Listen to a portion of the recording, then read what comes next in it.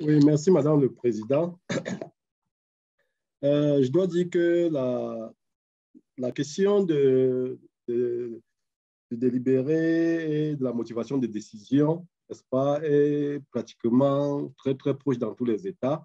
Mais au Cameroun, nous avons une spécificité, c'est que le dossier, le rapport du conseiller est communiqué au ministère public.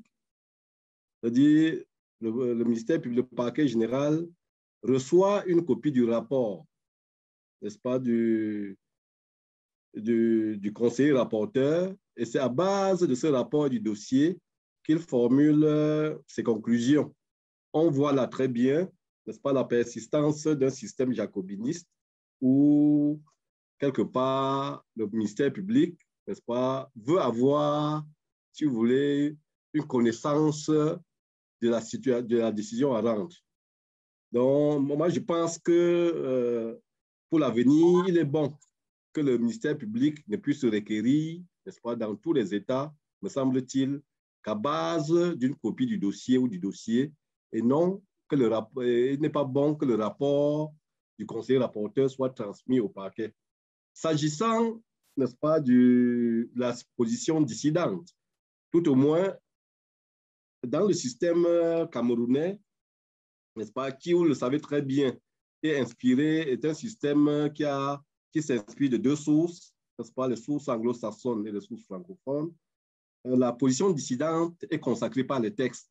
Et je pense que, au lieu de penser plutôt au consensus, il faut se dire également que la majorité peut être en erreur et que le juge dissident peut être le juge éclairé. Je prends l'exemple, un exemple très simple. On a eu des dossiers où il s'agit de questions, par exemple, de droit au WADA.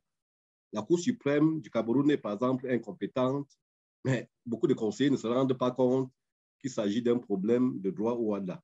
Et dans quel cas, le juge qui est éclairé se dit qu'on ne peut pas statuer sur une question de droit au WADA alors qu'on est incompétent. On ne peut pas, n'est-ce pas, négliger la position dissidente sous couvert de rechercher le consensus. La position dissidente participe, tout au moins, héritée du système anglo-saxon, elle participe de l'affirmation du magistrat de la Cour suprême, du juge de la Cour suprême, qui évite, n'est-ce pas, qu'on chaville dans un non-droit ou dans un mauvais droit.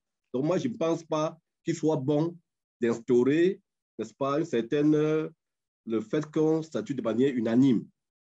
S'agissant, n'est-ce pas, du délibéré et de la motivation des décisions, je dois vous affirmer, signaler au président Jean que nous avons certainement préparé, n'est-ce pas, pour le Cameroun, un élément écrit qui vous sera transmis sur le délibéré et les motivations des décisions au Cameroun, et conformément au texte avec quelques critiques. Voilà, Madame la Présidente, ce que j'avais à dire, et pour dire que le Cameroun a cette différence, et à la différence des autres pays, n'est-ce pas, un pays à cheval entre le système francophone et le système anglo-saxon, et c'est tant que essaie, n'est-ce pas, d'ajuster ces deux systèmes pour rechercher le véritable triomphe du bon droit. Parce que, par exemple, dans le système anglo-saxon, on s'appuie beaucoup sur l'équité, ce qui n'est pas le cas, n'est-ce pas, dans le système francophone.